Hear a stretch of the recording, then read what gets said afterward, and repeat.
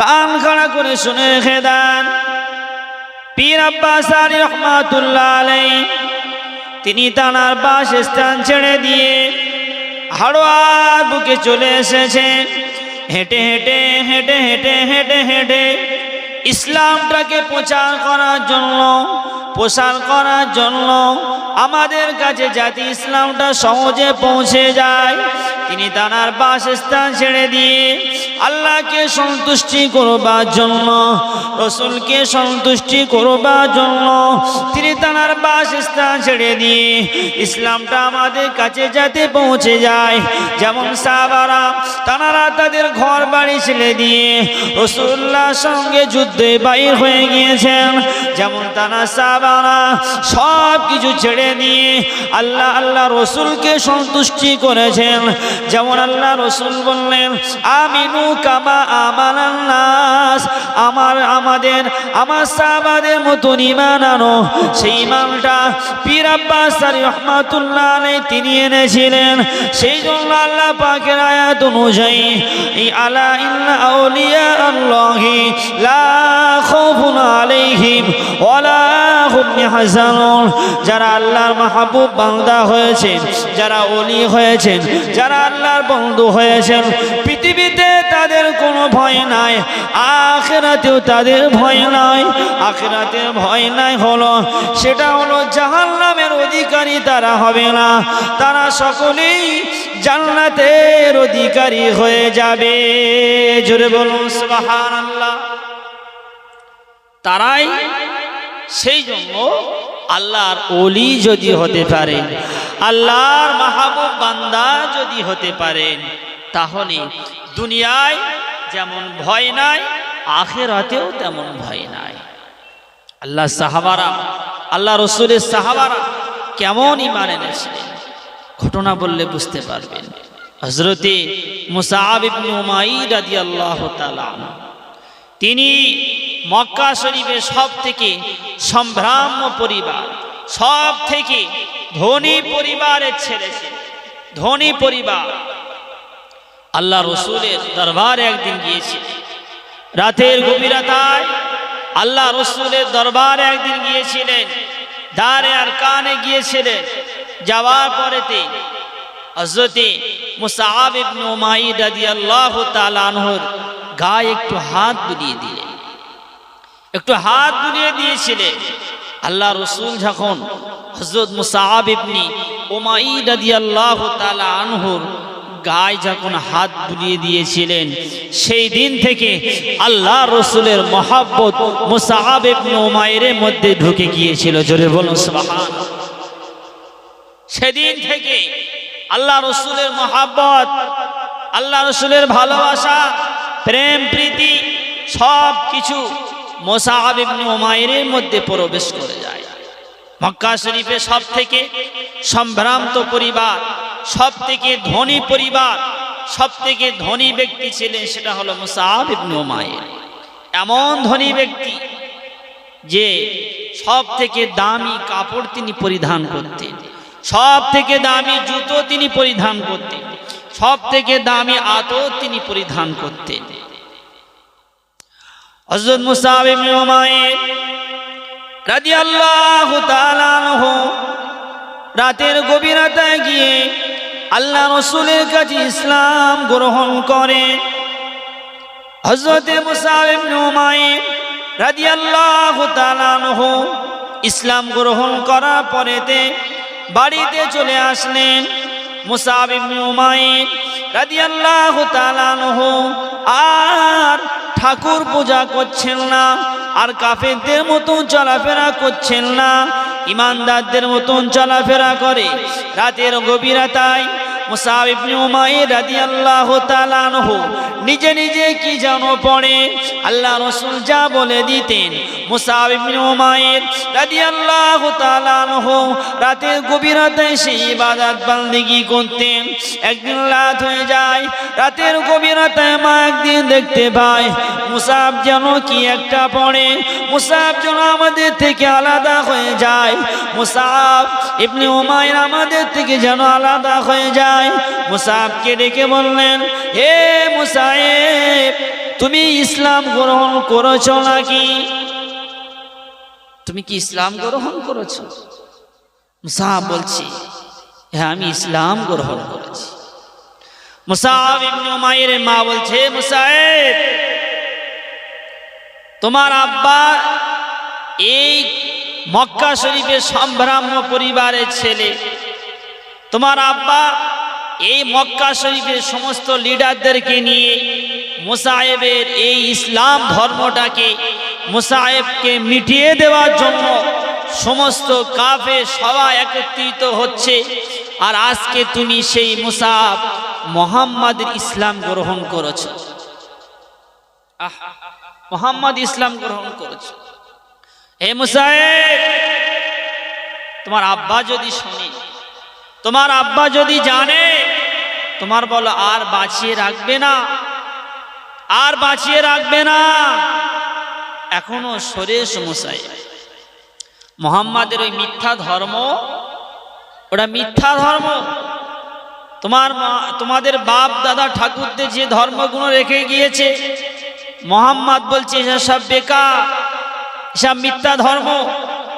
আর তুমি সেই মুহাম্মাদের কাছে ইসলাম গ্রহণ করেছো। মুসাব তুমি একটু ফিরে এসো বাপ, ফিরে এসো।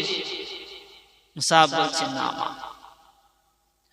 আবার অনেক দিন হয়ে যায়, মুসাব ইবনে উমাইরের মা বলছে, হে মুসাইব তুমি কেন রাতে গভীরতায় মুহাম্মদ ইসলামটাকে নিয়ে পড়াশোনা করো? রাতে গভীরতায় কেন তুমি সমস্ত কাজ করো? এখনো বলছি তুমি মুহাম্মাদের ইসলাম থেকে দূরে চলে যাও। তোমার আব্বা যদি শোনে তাহলে তোমাকে বাঁচিয়ে রাখবে না। মুসাব ইবনে উমাইর মাকে লক্ষ্য করে বলছেন, ও মা শুনে রেখে দাও, আমি মুসাইব বলছি কোনো দিনের জন্য আমি মুসাইব মুহাম্মাদের ইসলাম থেকে আমি দূরে সরে যাব না। জোরে বলুন সুবহানাল্লাহ।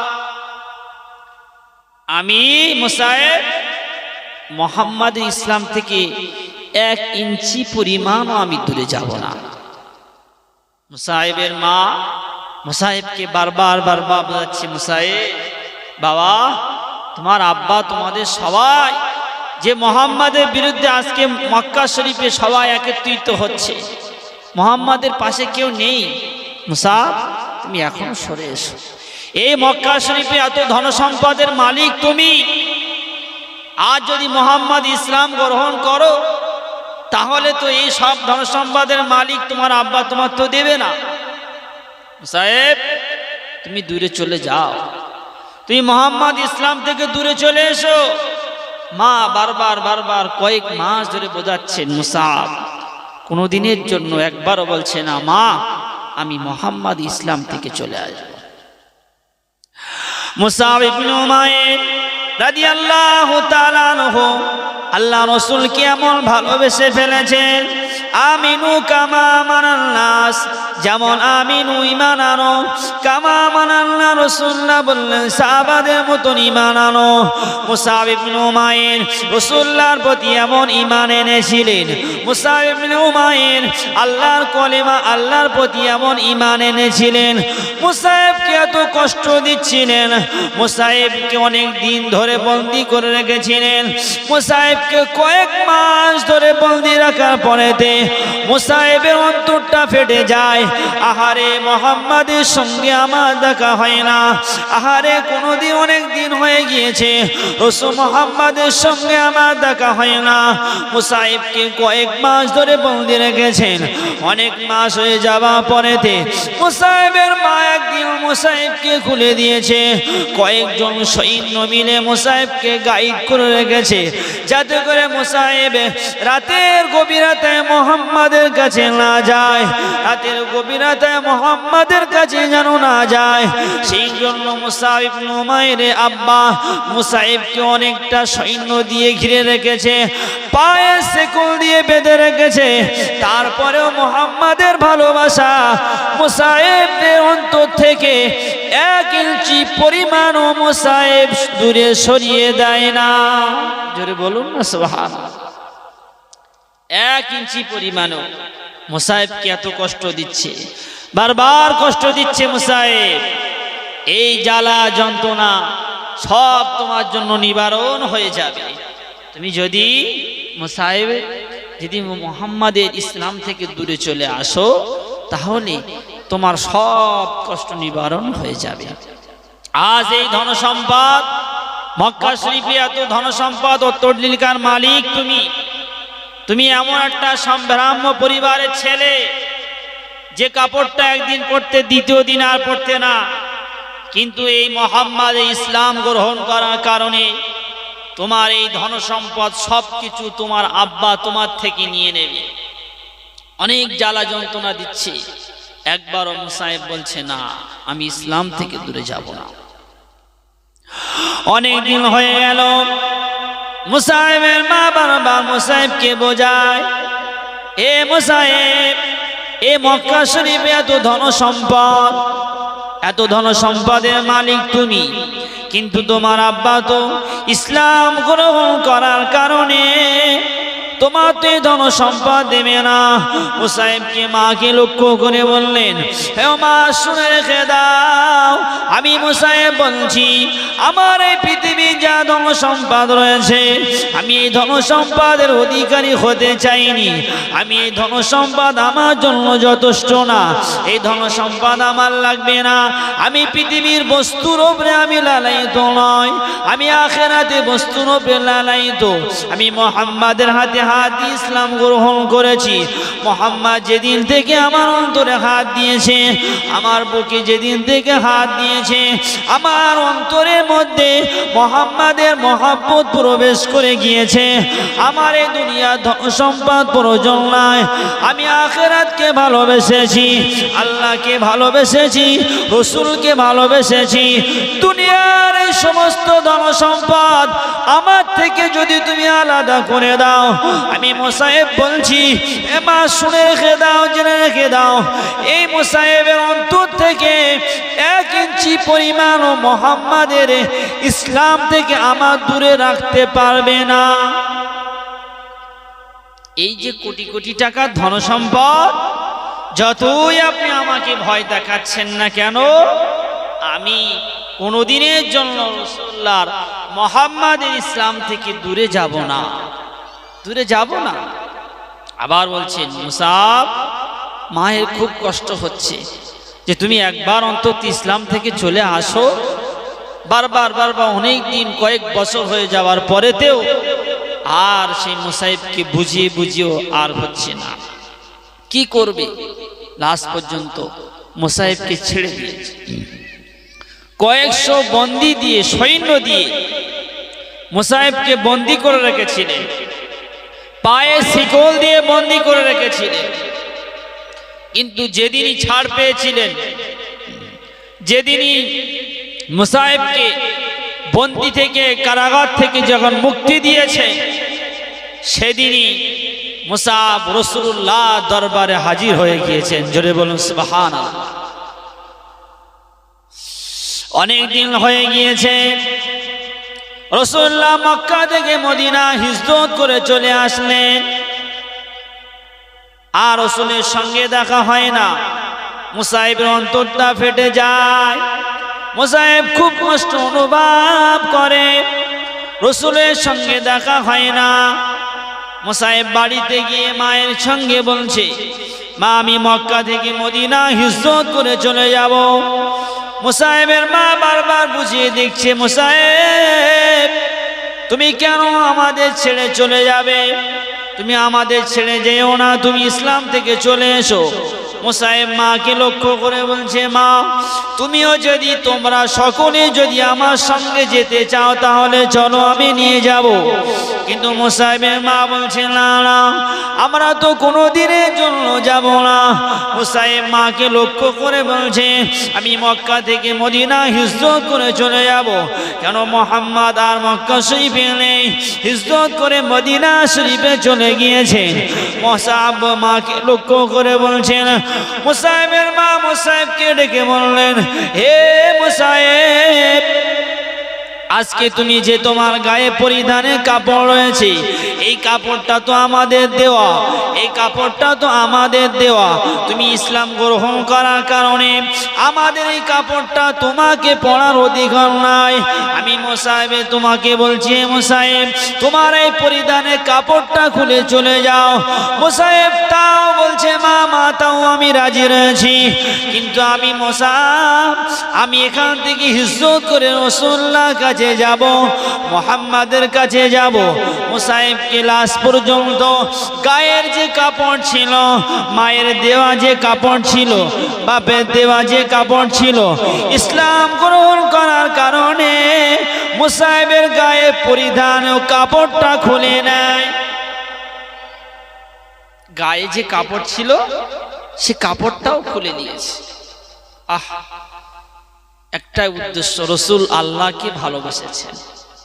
মুসাইব তাও রাজি হয়েছে যে মা ঠিক আছে, কোনো অসুবিধা নাই, আমার গায়ে যে পরিধানে কাপড়টা রয়েছে এটা তো তোমাদের দেওয়া, আর আমার যদি মুহাম্মাদের ভালোবাসার কারণে, আল্লাহকে যদি ভালোবাসার কারণে আমার গায়ের পোশাক যদি খুলে দিতে হয়, আমি মুসাব তাও রাজি, কিন্তু ইসলাম থেকে দূরে যাব না। জোরে বলুন সুবহানাল্লাহ।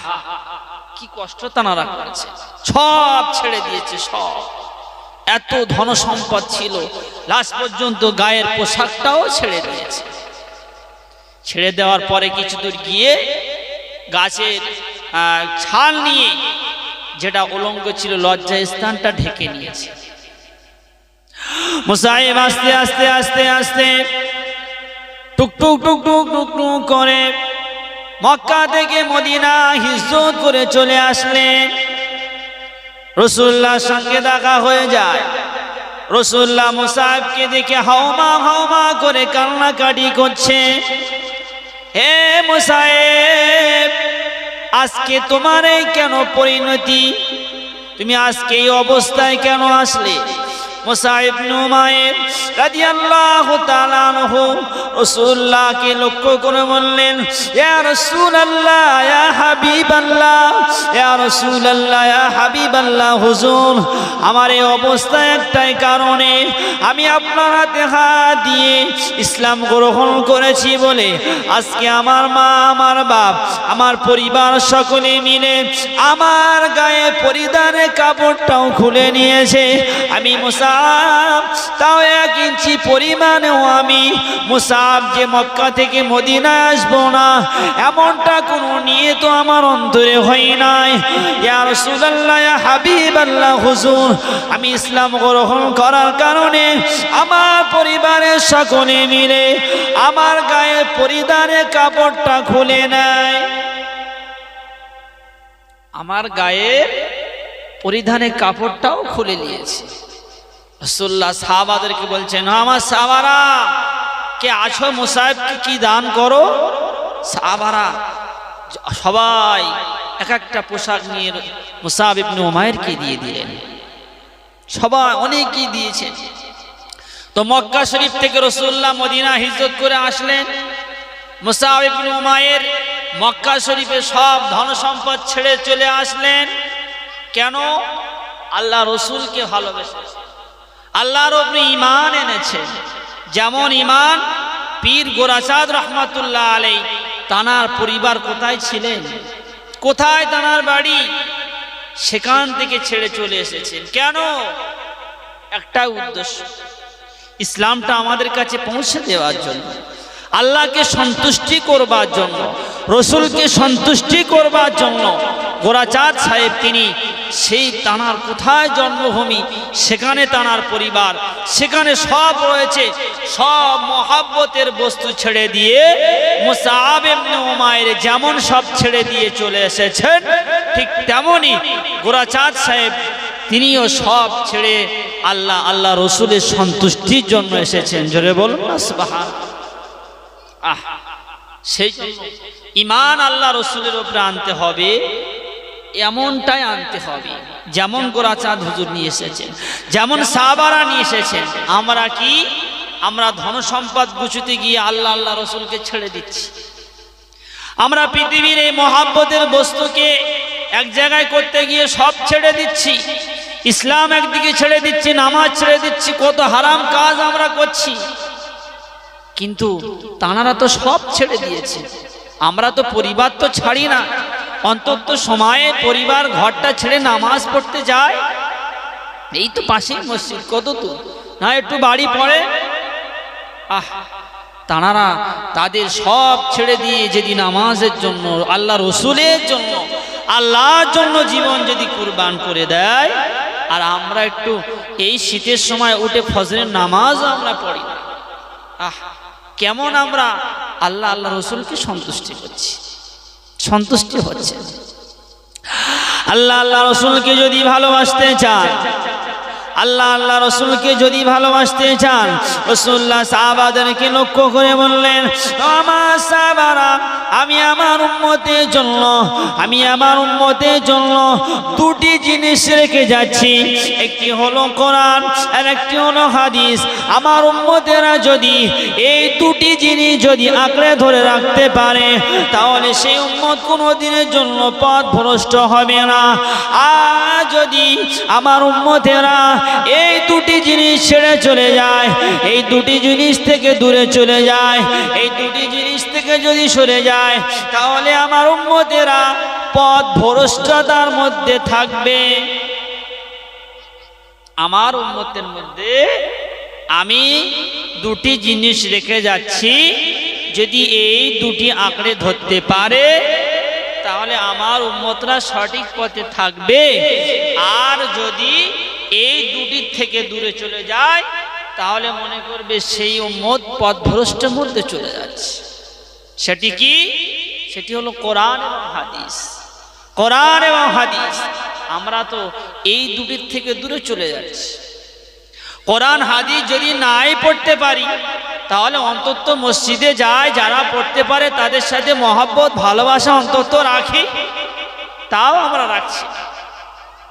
আর মরে যাওয়ার সময় বিসমিল্লাহ ওয়া আলা মিল্লাতি রাসূল, আল্লাহ রসুলের উপরে দিয়ে দিচ্ছি।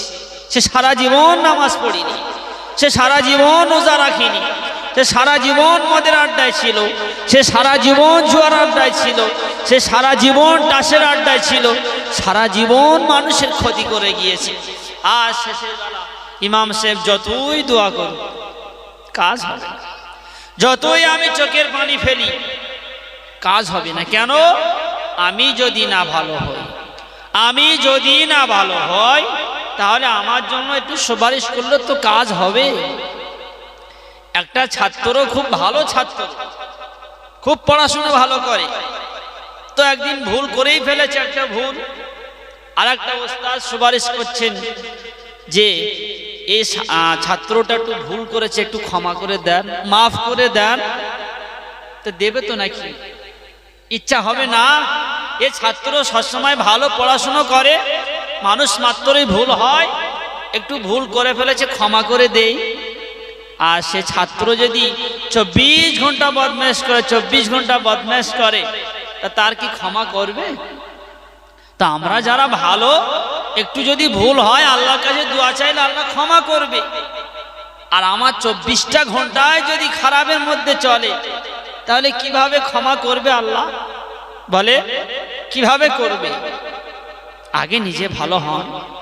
70 বছর বয়স হয়ে গিয়েছে, 30 বছর হয়ে গিয়েছে, 50 বছর হয়ে গিয়েছে, অনেক হয়েছে। একটু আসুন, আল্লাহ রসুলের দিকে আসুন। আল্লাহ সাহাবারা যেমন ঈমান এনেছে, তানার ওলিরা, আল্লাহর মাহবুব বান্দারা যে পথে চলেছেন, আমরাও সে পথে চলি না। দুনিয়ার মহব্বতে সব আমরা চলে যাচ্ছি। হাত্তা যুরতুমুল মাকাবির, আমাদের লোভ, লালসা, আশা, আকাঙ্ক্ষা কবরের মাটি ছাড়া ভর্তি করতে পারবে না। আল্লাহ রাসূলের একটা হাদিস রয়েছে যে উম্মতি মুহাম্মাদি, এনাদের যদি আল্লাহ একটা সোনার পাহাড় এক একজনের দেয়, তো সেই বান্দাটা আল্লাহর কাছে দোয়া চাইবে, আল্লাহ আর একটা আমার সোনার পাহাড়। তাই তো নাকি?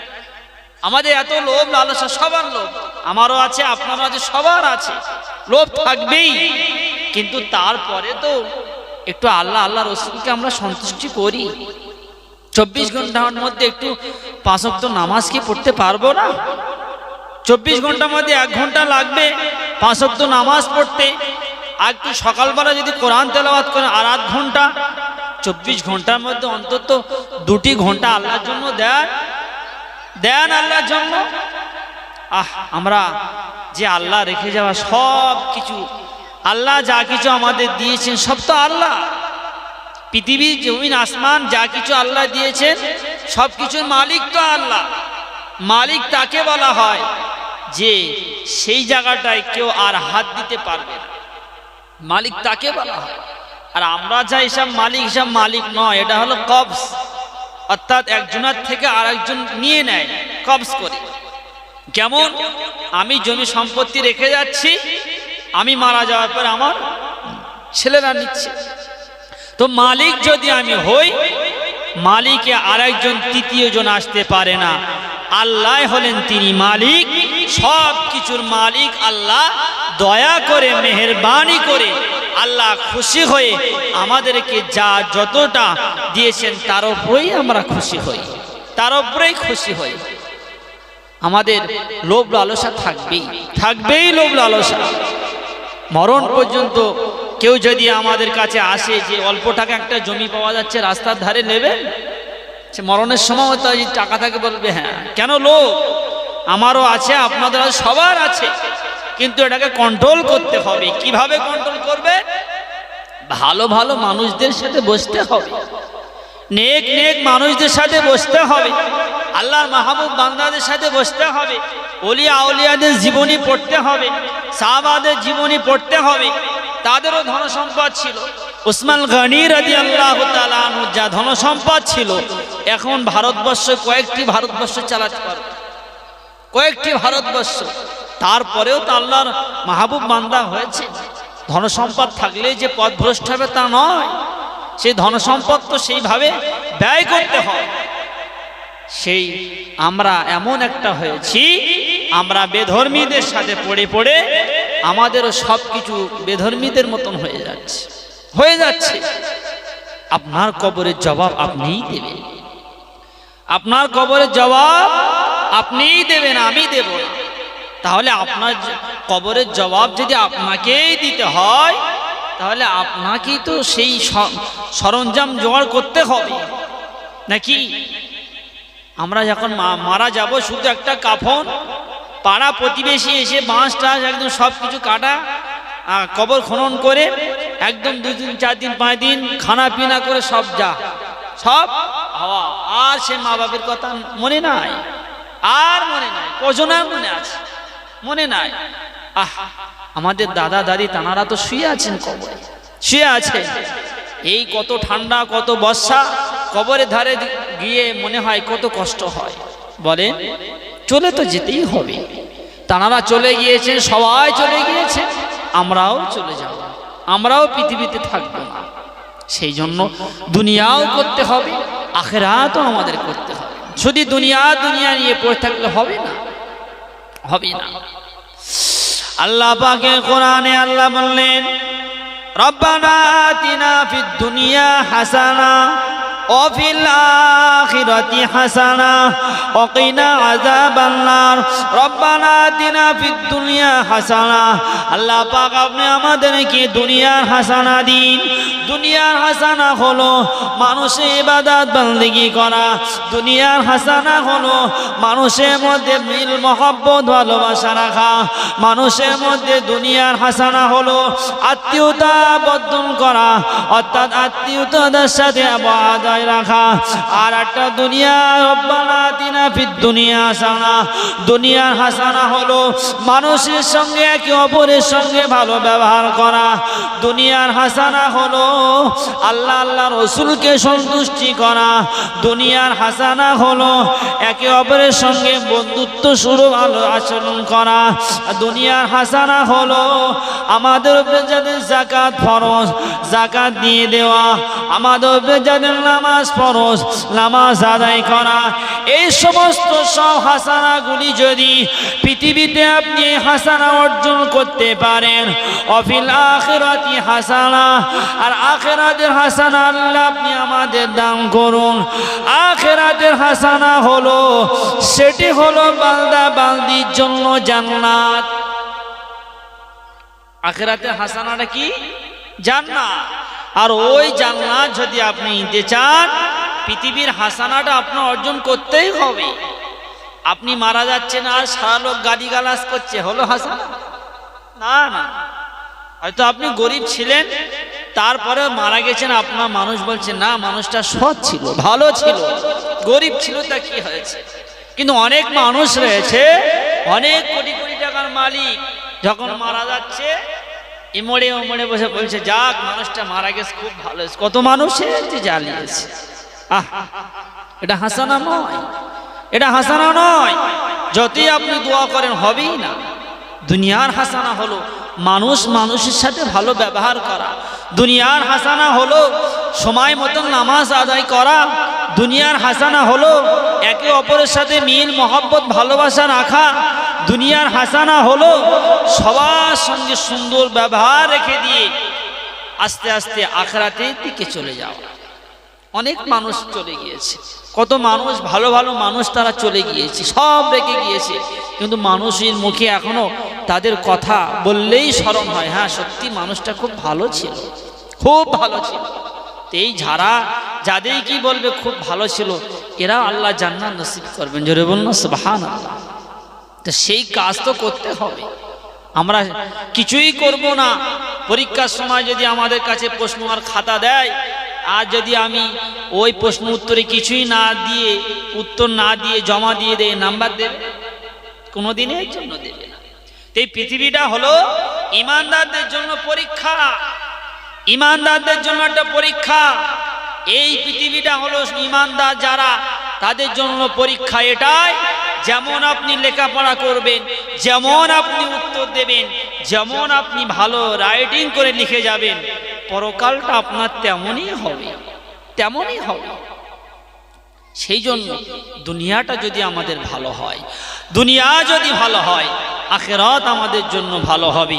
আর দুনিয়া যদি আমাদের খারাপ হয়, আখিরাতটাও আমাদের জন্য খারাপ। কেমন দুনিয়া খারাপ?